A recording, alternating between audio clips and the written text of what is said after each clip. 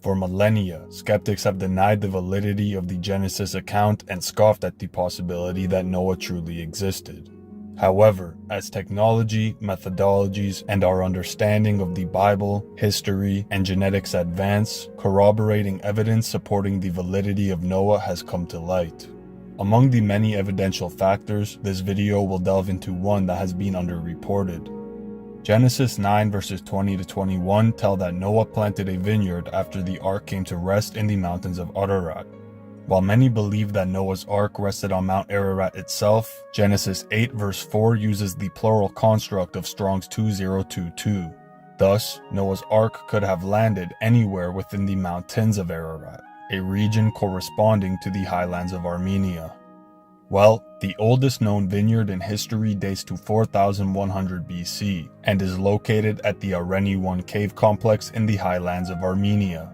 Uncovered in 2007, this cave complex contains a 6,100-year-old winery replete with fermenting vats, a grape press, and clay storage vessels. Not only does this site prove that winemaking originated in the exact region mentioned in Genesis, but also provides 3 late Chalcolithic samples from the people who occupied this region.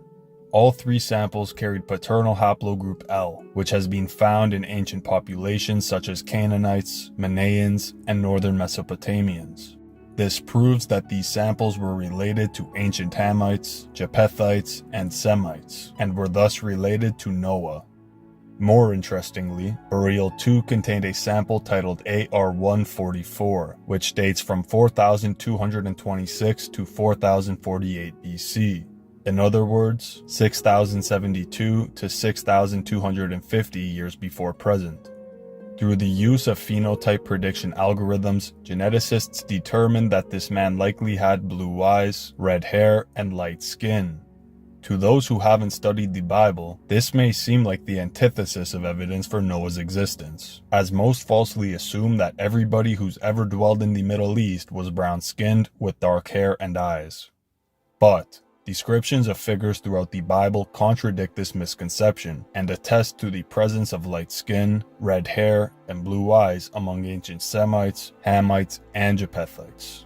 These descriptions indicate that the 6,100-year-old samples from Armenia are in fact related to Noah. To begin, it is often overlooked that the Hebrew name Adam is etymologically derived from Adam, meaning to show blood in the face, i.e., blush or turn rosy. Another term derived from Adam is Admoni, which through Genesis 25 verse 25 can be determined to mean red-haired. Thus, the name Adam is etymologically linked to terms denoting a person with red hair and light rosy skin, whether be due to blushing, sunburn, or simply good health. As for red hair, the term Admoni is used in reference to only 2 people throughout the entire Bible. The first is Isaac's firstborn son Esau, as Genesis 25 verse 25 tells that he came out the womb covered in red hair. The second is Esau's 11th great-nephew, the Israelite King David. See, in 1 Samuel 16 verse 12, we are told that Samuel sent for David and brought him in, and he was ruddy, with beauty of eyes, and very goodly to behold. While cults such as the Black Hebrews contend that ruddy is a reference to David's reddish-brown skin, they simultaneously claim that Esau, Jacob's twin brother, was a red-haired white man. Well, the term describing David as ruddy is the exact term applied to Esau's red hair in Genesis 25 verse 25, Strong's Hebrew 132, Admoni. Considering its application to denote red hair in the case of Esau, we can discern that this term refers to red hair alone. This is corroborated by the fact that other terms translated as ruddy refer to rosy skin instead. 2 examples are 1. Strong's 119, Adam, meaning to show blood in the face or body, i.e., blush. This term is applied to the Nazarite Israelites, who were referred to as white and ruddy in Lamentations 4 verse 7. Next, Strong's 122, Adam, meaning rosy or red. This term is applied to David's son Solomon, who likewise is referred to as white and ruddy in Song of Solomon 5 verse 10. It is therefore evident that King David had red hair, and this makes absolute sense as his 11th great-grandfather is Jacob, whose twin brother Esau also had red hair. Though the coloring has faded from this 5th century mosaic found at the ancient Gaza synagogue, restorations based on paint residue portray King David with red hair, light skin, and blushing red cheeks. It is therefore evident that ancient Jews understood David to be a redhead. Now, besides red hair, we can also extrapolate that David likely had blue eyes. While the Septuagint translation claims he had beauty of eyes, the New King James Version claims he had bright eyes. The two do not conflict, as bright eyes are universally deemed beautiful. What suggests that these bright eyes were blue is the fact that eyes is translated from Strong's 5869, and naim, meaning an eye or a fountain. Of course, fountains hold water, and water is a blue hue. Therefore, both Esau and David carried traits found among individuals from the oldest known vineyard on earth, and thus corroborate that the samples found at Areni 1 cave are of the Noahite bloodline. Yet, they're not the only ones who possess these features, as the Shulammite wife of David's son Solomon was also recorded as red-haired and blue-eyed in Song of Solomon chapter 7. Verses 4-5 state, "Thy neck is as an ivory tower, thine eyes are as pools in Hesbon, thy head upon thee is as Carmel, and the curls of thy hair like scarlet." Well, ivory is white, pools are blue, and scarlet is red. Thus, she had naturally light skin, blue eyes, and curly red hair. Now, if her head is as Carmel but her neck is as ivory, her neck was likely covered by her hair or a headdress, thus maintaining its original tone while the rest of her head tanned. The fact that she is tanned is corroborated by Song of Solomon 1 verses 5-6, which tell that her Carmel complexion was attained due to working in the sun all day. This is key because Afrocentrists misuse this passage as a means to propagate the lie that ancient Israelites were black. See, they appeal to the inadequate King James translation and assert that it proves Solomon had dark skin akin to that of sub-Saharans. But an exegetical interpretation proves them to be incorrect. For one, the fact they claim Solomon narrates this verse goes to show they do not read the Bible, as the passage begins with the narrator speaking of kissing the king's lips within his chambers. So, if the black Hebrews are correct, Solomon is 1, gay, and 2, not the king of Israel. This is a prime example as to how they pick verses, omit the context, and warp its meaning to fit their agenda. Even further, the term translated as black in the King James translation is Strong 7838, meaning dark, dusky, or jetty. This is why translations such as the NLT render it, "I am dark but beautiful." Even the New King James translation has done away with the black translation, and instead states, "I am dark but lovely." This verse does not necessarily mean she is dark as a sub-Saharan African, only that she is darker than those around her.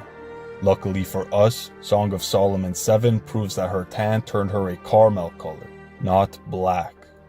The black Hebrew cults also fail to understand what is meant when she says, "I am dark but beautiful. Do not look upon me, because I am dark, because the sun has tanned me." For one, what does the "but" imply in dark but beautiful? This implies that dark tones were not considered beautiful by the Israelites, and this is exactly why she says, "Do not look upon me." She is clearly embarrassed of being dark and does not want to be seen, even if it's due to the sun alone. This also indicates that dark tones were not common among the Israelites, as if they were, she would not have to pronounce her darkness. Rather, it would be a given, and she would instead say, "I am beautiful," without any mention of skin tone. So with all this, it should be clear that Solomon's Shulamite wife was not black, as most would be led to believe. Rather, she had naturally light skin, red hair, and blue eyes, just like the Chalcolithic Noahites who occupied the world's oldest vineyard. In my opinion, she may well have looked similar to the Samaritan actress Sophie Sadaka, as autosomal DNA proves that Samaritans are among the closest modern populations to ancient Levantines. But to digress, when it comes to later Israelites, there is zero scriptural evidence of how they looked. Nonetheless, the most prominent Israelite of all is Jesus Christ. And while there is no explicit description of his appearance as a youth or while on earth, the greatest indication of how he looked will be King David. See, he is not only David's descendant and heir, but is referred to as David and son of David in scripture and prophecy. Like David, Christ likely had blue eyes and red hair. This is not just assumptive, as an Old Testament parallel of Christ is the Para Adama, the red-haired heifer. For one, the red heifer was an Old Covenant sacrifice utilized to purify the people of Israel. Similarly, Christ's sacrifice cleanses Christians from the impurity of sin and iniquity. This parallel is explicitly attested to in Hebrews 9 verses 13 to 14. For if the blood of goats and bulls and ashes of a heifer sprinkling those who have been defiled sanctify for the cleansing of the flesh, how much more will the blood of Christ, who through the eternal Spirit offered himself without blemish to God, cleanse your conscience from dead works to serve the living God? On the note of blemishes, the red heifer had to be unblemished and without defect, and could not be used if it had a single hair that was not red. This parallels Christ, who was a sinless and perfect sacrifice, as told in passages such as 1 Peter 1 verse 19. Furthermore, Numbers 19 verse 3 tells that the red heifer was to be sacrificed outside the camp of Israel, symbolizing separation from the community and the profane. Likewise, Christ was crucified outside the walls of Jerusalem, as told in passages such as Hebrews 13 verse 12. So, if the red-haired heifer is an Old Testament foreshadowing of Christ, who himself is the son of the red-haired David, it would only make sense that Christ had red hair. This belief is echoed in the Dead Sea Scrolls, dating to the late Second Temple period, essentially 200 BC to 70 AD. Fragment 4Q534 is part of a broader collection known as the Book of Noah or the Elect of God texts, and contains a detailed description of a coming messianic figure. The passage specifically states, "His hair will be red and he will have moles on his body." The fragment goes on to describe this person as possessing great wisdom, the ability to understand profound secrets, and the ability to envision both past and future. The Qumran community, often associated with the Essenes, held various eschatological beliefs, including the anticipation of a messianic figure who would bring about a new era of righteousness and knowledge. The descriptions found in 4Q534 and similar fragments reflect these expectations.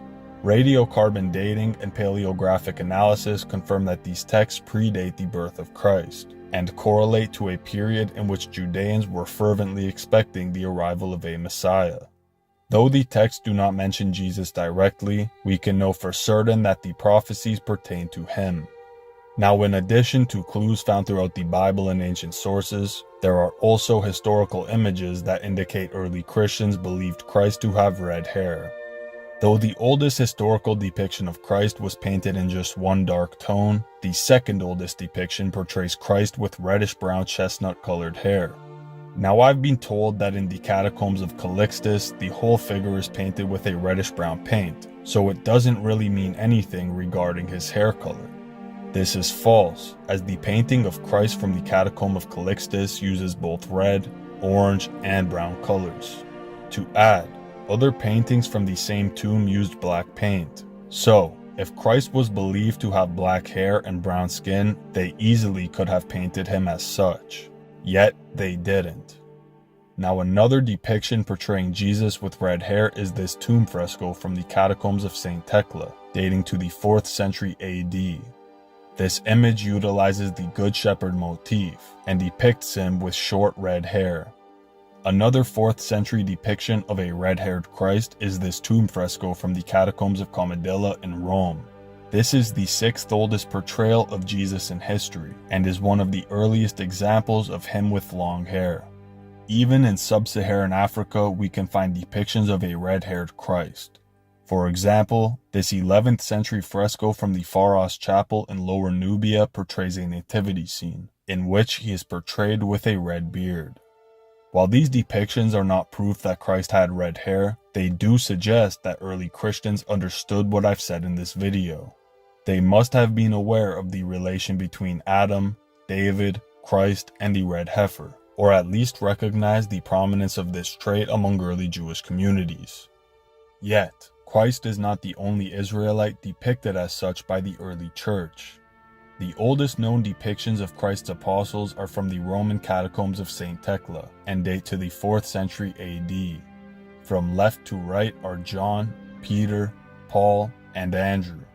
These paintings portray the men with discernibly Caucasoid features, such as light skin and even red hair in the cases of John and Andrew. Importantly, they are contemporary to the presence of Jews in Rome, so it would make sense for the early Christians to base their likeness off the local Jews, whose ancestors were deported to Rome a few centuries prior. Now again, there is no explicit biblical mention of Christ's hair or eye color as a youth or while on earth, but there is an indication that he had blue eyes within the book of Revelation. Chapter 1 verse 14 states that Christ's eyes are as a flame of fire. While this is certainly symbolic of judgment, it may also be describing Christ's literal appearance through a metaphor. See, the only hue of fire that is also an eye color is blue, so this verse may be saying that Christ's eyes are as intense and blue as the heart of a flame. Considering the symbolism of fire denoting judgment, we may assume that the entire fire is blue, not just the heart of the flame. Reason being that Revelation 21 states, "The cowardly, the unbelieving, the vile, the murderers, the sexually immoral, those who practice magic arts, the idolaters, and all liars. Their place will be in the fiery lake of burning sulfur." When sulfur is added to a fire, the intensity and heat rises and the flames turn blue. Thus, the flame of judgment in Christ's eyes may be blue. Though this is a description of Christ in his glorified form, it would not be a stretch to assume he had blue eyes while on earth, especially considering all the scriptural indications I've gone over. Also considering studies out of Israel, which claim anomalous blue-eyed people came to Israel 6,500 years ago from Iran. Thousands of years ago in what is now northern Israel, waves of migrating people from the north and east, present-day Iran and Turkey, arrived in the region, and this influx of newcomers had a profound effect transforming the emerging culture. What's more, these immigrants not only brought new cultural practices, they also introduced new genes, such as the mutation that produces blue eyes. Archaeologists recently discovered this historic population shift by analyzing DNA from skeletons preserved in an Israeli cave. The site, in the north of the tiny country, contains dozens of burials and more than 600 bodies dating to approximately 6,500 years ago. The scientists found that these individuals share genetic features with people from the north, and those similar genes were absent in farmers who lived in the southern Levant earlier on. For example, the allele that is responsible for blue eyes was associated with 49% of the sampled remains, suggesting that blue eyes had become common in people living in Upper Galilee. Another allele hinted that fair skin may have been widespread in the local population as well. Though this population ceased to persist throughout the Bronze and Iron Age, they are ancestral to the ancient Israelites. Through ancient Israelite samples found at Abel Beth Makkah and Megiddo, we are given a glimpse into the genome of ancient Hebrews. The blue-eyed, fair-skinned Chalcolithic Levantines form the bulk of their ancestry, at 64.2% and 39.8% respectively. Thus, ancient Israelites certainly could have inherited blue eyes from these Chalcolithic Levantines dwelling in Galilee, the region in which Christ was from. Now, it is important to note that geneticists compared mitochondrial DNA from blue-eyed individuals in countries as diverse as Jordan, Denmark, and Turkey, concluding that people with blue eyes have a single common ancestor that lived by the Black Sea around 8,000 years ago, spreading out with agriculture. Keep in mind, Mount Ararat is only 200 miles inland from the Black Sea coastline, which is equal to the distance between New York and Boston. Thus, All blue-eyed individuals share a common ancestor who lived in the exact region that Noah's Ark landed. To add, Professor Iberg from the Department of Cellular and Molecular Medicine at the University of Copenhagen states, the first blue-eyed humans were among the Proto-Indo-European Aryans, who subsequently spread agriculture into Western Europe and later rode horses into Iran and India. Those aware of the archaeological finds out of Egypt, Mesopotamia, and India will know that statues and busts throughout these regions depict nobles, royals, and deities with blue eyes. In regard to Egypt, there are also royal mummies with naturally red hair, as proven through the inspection of their hair follicles. Matter of fact, one of the oldest naturally mummified bodies from Egypt dates to 3400 BC and was nicknamed Ginger due to its orangish red hair. While skeptics claim that these royal mummies have red hair due to chemicals used in the mummification process, Ginger serves as proof that these assertions are baseless. Now, as I said, there are plenty of blue-eyed statues and idols from Egypt, Mesopotamia, and India, but there are also plenty of finds from the Levant which corroborate the presence of blue eyes and red hair among the Israelites. To begin, this mosaic from the Hukkok Synagogue in Galilee, Israel dates to the 5th century AD and depicts the Israelite hero Samson with light skin and blue eyes. Another example from the same site is the Alexander mosaic, which portrays Judean high priests meeting with the Macedonian ruler. In this mosaic, the Levitic Israelites are depicted with reddish-orange hair.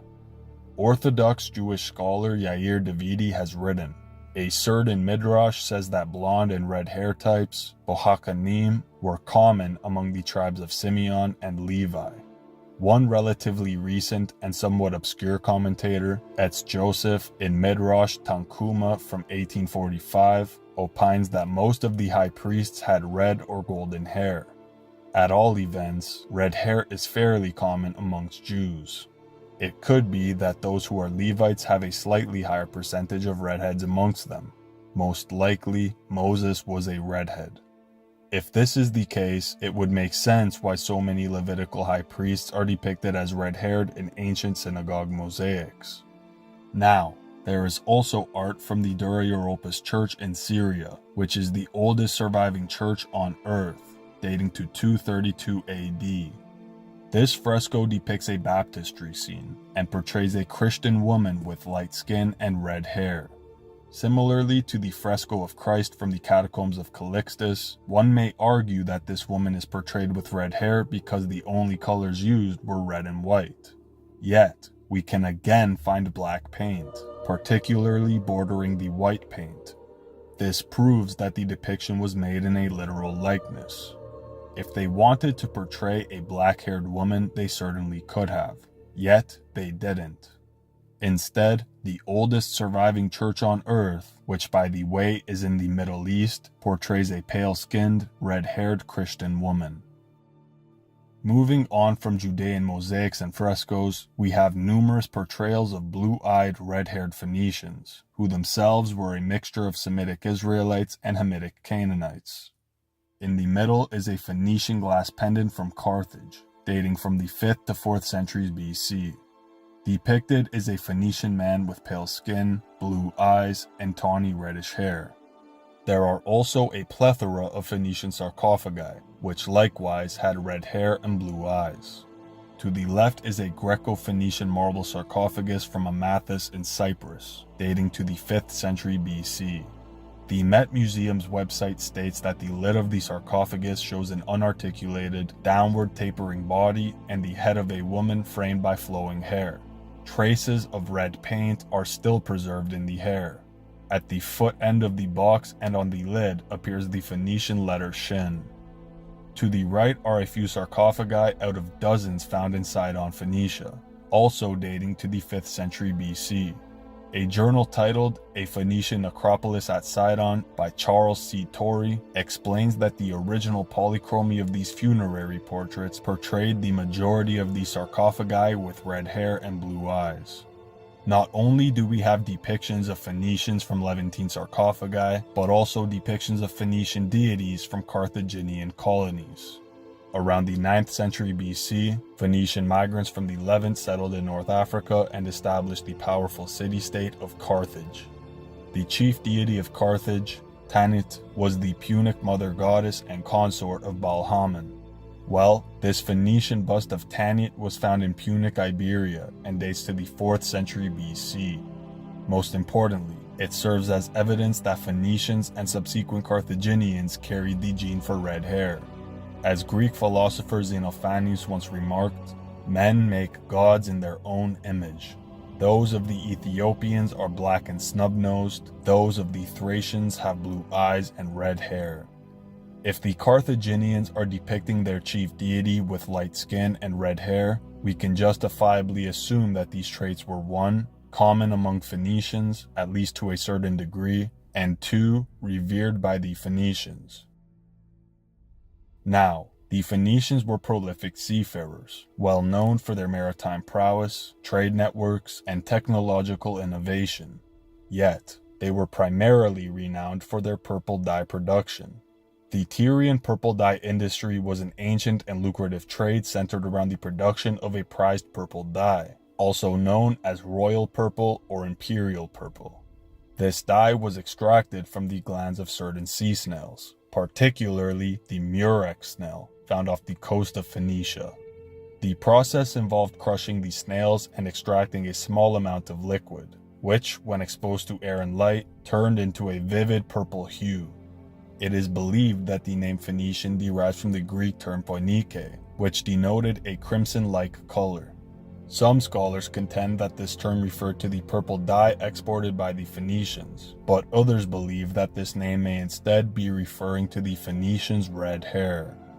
While neither is entirely provable, Aristotle provides a hint that the latter is true, regardless of which etymology is correct. In Book 14 of his work titled Problems, he asks, why do fishermen, divers for murex, and generally those whose work is on the sea, have red hair? Essentially, the Phoenicians, who dove for murex and partook in mercantile seafaring, generally had red hair. But, to move back further in history and find an earlier attestation, we will look at early depictions of Levantine Semites from ancient Egypt. This statue from Avaris, Egypt depicts an important Semitic statesman with light skin, reddish hair, and a multicolored garment. It has been proposed that this depicts the biblical Joseph, who was appointed vizier by the pharaoh after correctly interpreting his dream. Yet, there is contention on the basis of the statue's dating. While some hold to the belief that this statue is contemporary to Israelites in Egypt, others claim it is too early to depict an Israelite, and rather portrays a Hyksos ruler. Nonetheless, all experts agree on the Semitic identity of this figure, and whether or not this truly depicts Joseph, what it proves is that Levantine Semites carried the genes for red hair. Now, another example from ancient Egypt is the tomb of Rekhmire, an 18th dynasty nobleman and high priest of Heliopolis, who served as vizier to Thutmose III and Amenhotep II. His tomb in Thebes dates to 1400 BC and portrays Asiatic Semites from Syria. As seen in both the original and extrapolation art, they clearly have red hair. A third example can be found in the tomb of Menkaperezhotep, who also served during the reign of Thutmose III, but as high priest of Amun. This painting depicts a Semitic Syrian tribute with a shaved head and prominent red beard. Lastly, the 12th dynasty Beni Hassan tomb depicts multiple sets of Asiatic Semites. While I'm unable to find photographs from inside the tomb, there are both sketches and descriptions of the original art. An article from the University of Chicago Press titled Foreigners at Beni Hassan contains a chapter titled The Asiatics. In this segment, author Ana Latifa Murad states, the east wall comprises two groups of warriors, distinguished by their pale yellow skin. The first occurs in Register 4, separated from the besieged fortress only by an archer. It consists of 5 men, provided with voluminous, reddish, shoulder-length hair with a tuft at the front, as well as long, thick beards. The second group of warriors is found at the right end of Register 6. It is composed of 4 men rather than 3 as in Newberry's recording. They have greenish gray eyes, thick pointed beards, and voluminous reddish shoulder-length hair, too, with an added tuft at the front. With sketches of the originals and descriptions of their coloring, artists have created extrapolations which showcase what these paintings would have looked like. Each of the men are depicted with bushy red hair, light eyes, and light yellowish skin. Now, in regard to Hamitic Canaanite Amorites and Semitic Edomite Shasu, an 1891 book titled The Races of the Old Testament by A.H. Sayce claims, what the Amorite was like we know from the portraits of him which have been left to us by the artists of Egypt. His features were handsome and regular, his nose straight and somewhat pointed, his lips and nostrils thin, his cheekbones high, his jaws orthognathous, and his eyebrows well defined. His skull is apparently dolichocephalic.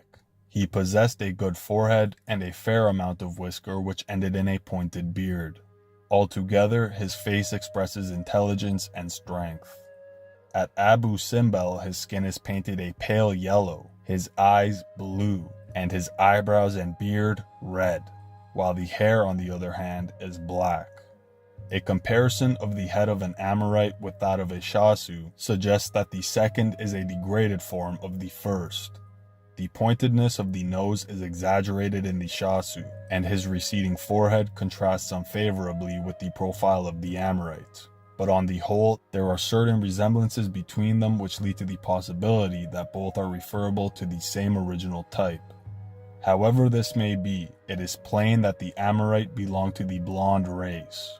His blue eyes and light hair prove this incontestably. So also does the color of his skin, when compared to that of other races depicted by the Egyptian artists.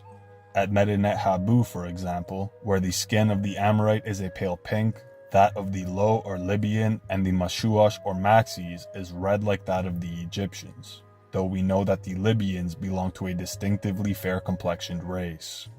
In a tomb, number 34 of the 18th dynasty at Thebes, the Amorite chief of Kadesh has a white skin and light red-brown eyes and hair, his followers being painted alternately red and white, while the chief of the Hittites has a brown skin and black hair, and the chief of the Kaft a yellow skin and light brown hair. So, the ethnographic markers of red hair and blue eyes were consistently attributed to Levantine Semites and even Hamitic Canaanites in Egyptian art. Thus, the red-haired, blue-eyed Chalcolithic Armenians are very likely to be early offspring of Noah. But, moving much further down the timeline, we can find more evidence of red-haired Noahites in Muhammad and the Moors. Muhammad's companion Jabir, son of Andala, stated that after performing the farewell Hajj, Muhammad shaved his head and distributed the hair to his followers. Several companions of Muhammad, including later generations of Muslims, testified to having seen strands of Muhammad's hair, and all claimed that it was red. To this day, multiple mosques contain samples of Muhammad's red hair, one example being the Mosque of the Hair of the Prophet, also known as Jami Mubarak in Kandahar, Afghanistan. With that, modern Sunni and Sufi Muslims dye their beards red in reverence of Muhammad. Red hair in the Islamic world is also attested to by early art depicting Moors. For one, the Cantigas de Santa Maria was a book commissioned in 1221 AD by King Alfonso X. In this book, the Moors are depicted with a range of hair colors, such as brown, black, blonde, and red. The vast majority also have light skin, aside from a few sub-Saharans who would have been absorbed after the conquest of Africa. Secondly, the Libros de Juegos, or Book of Games, was another work commissioned by Alfonso X dating to 1285 AD. In this book, both Moors and Jews are portrayed with light skin and blonde or tawny hair. Lastly, the Alhambra Palace in Granada, Spain contains a 14th century ceiling painting portraying the first 10 rulers of the Nasrid dynasty. All men are depicted with fair skin, and 2 are portrayed with red beards. As a means to cope with this fact, Afrocentrists and Arabs alike resort to claiming that they are rendered in the likeness of Christians who sought to subvert history. Yet, paintings of Islamic rulers from the East portray them with these same features. For one, Mehmed II was Sultan of the Ottoman Empire from 1444 to 1481 and was nicknamed the Conqueror after taking Constantinople. An Ottoman court painter by the name of Naqash Sinan Bey served Mehmed II throughout his reign and drafted this portrait depicting him with a prominent red beard. Another example of a red-haired Islamic ruler can be found in Shah Ishmael I of the Safavid dynasty. Though contemporary paintings of him do not exist, this posthumous portrait from 28 years after his death portrays him with red hair and a red beard. Though from Florence, Italy, this portrait was based off several contemporary descriptions of his appearance.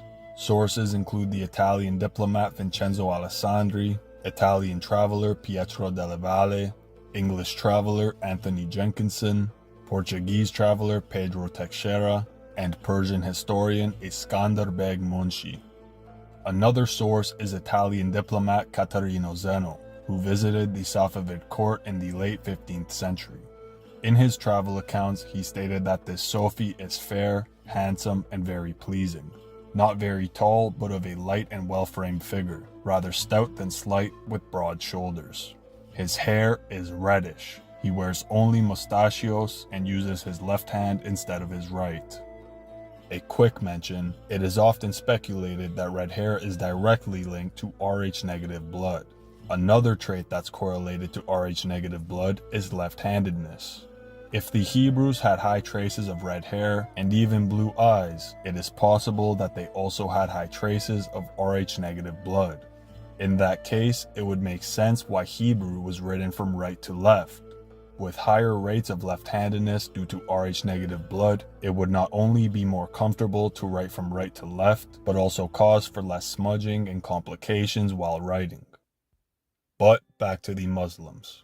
Muhammad claimed descent from Ishmael, son of Abraham, descendant of Shem, son of Noah, and was thus of Semitic stock on his paternal line. Yet, both he and his followers would also have descended from Semitic Edomites and Hamitic Cushites. As for the Iranian Muslims, they would also have admixture from Semitic Elamites and Japhethite Persians. Thus, Muhammad and the Moors serve as even more evidence that Noah's offspring carried the gene for red hair.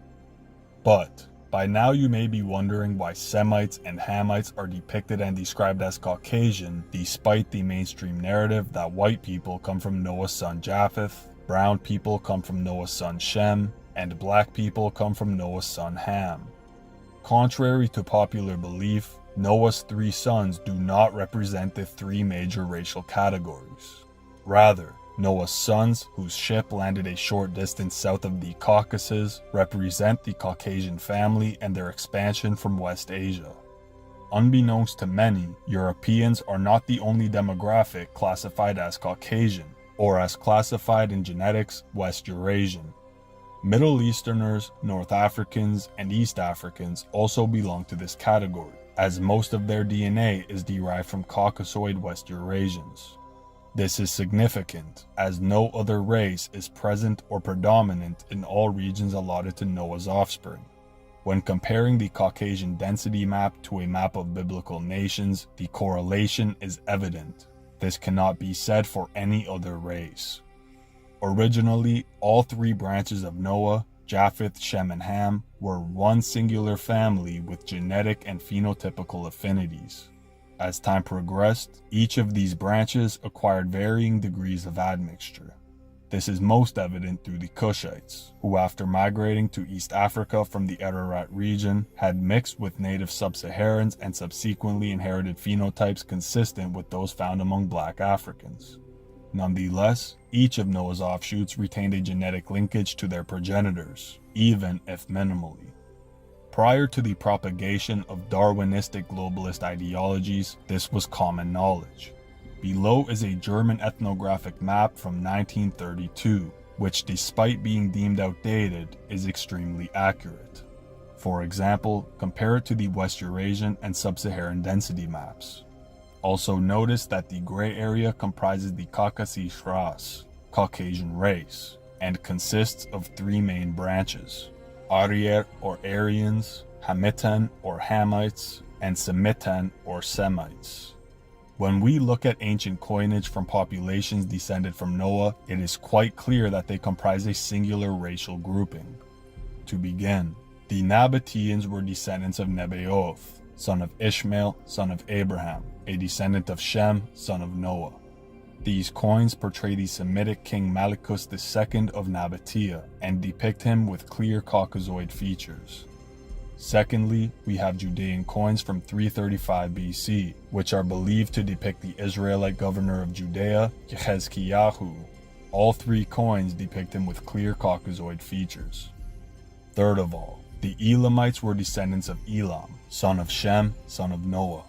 This coin is from 82 BC and portrays King Camnasquires III of Elames alongside his wife Anzaze. Both are depicted with clear Caucasoid features. Fourth, the Armenians are primarily descended from Aram, son of Shem, son of Noah, but are also mixed with both non-Aramean Semites and Japhethites. This tetradrachm dates from 80 to 68 BC and portrays the Armenian king Tigranes the Great. In this coin, he is depicted with clear Caucasoid features. Fifth, the Phoenicians, as mentioned earlier, were a mixture of Semitic Israelites and Canaanites descended from Noah's son Ham. The most prominent of Phoenician families were the Carthaginian Barcids, who produced one of the greatest generals in history, Hannibal Barca. To the left is Hannibal's father Hamilcar, who lived from 275 to 228 BC. In the middle is Hannibal, who lived from 247 to 181 BC.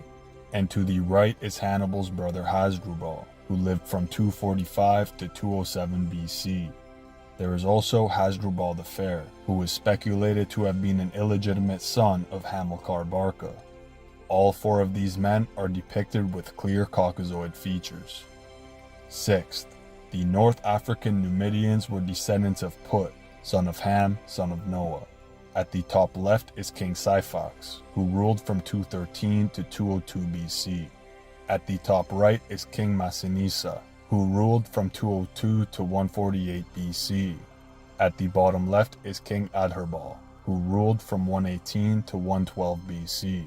And at the bottom right is King Juba I, who ruled from 60 to 46 BC. All four monarchs are depicted with clear Caucasoid features. Last of all, we have Middle Eastern Japhethites, who in all likelihood were mixed among Semites and Hamites. Population 1 is the Achaemenids. This coin is from 375 to 340 BC and depicts either Artaxerxes II or Artaxerxes III. Likewise, these coins date from 420 to 375 BC and depict either Xerxes II or Artaxerxes II. These two coins are from Cyzicus, Anatolia, and date from 398 to 396 BC. They depict the Achaemenid satrap Pharnabazos II, who was the first cousin of Darius I. There is also Orontes I, an Achaemenid military officer who became a Bactrian nobleman and died in 344 BC. He founded the Orontid dynasty, which ruled in Armenia, Sophene, and Commagene, and also led the Armenians in the Battle of Gaugamela. Next, population 2 is the Parthians. This coin depicts Arsaces, the first king of Parthia and founder of the Arsacid dynasty. This coin dates from 165 to 132 BC and depicts King Mithridates I of Parthia. This coin dates from 127 to 123 BC and depicts King Artabanus I of Parthia. Lastly, this coin dates from 4 to 6 AD and depicts King Orodes III of Parthia.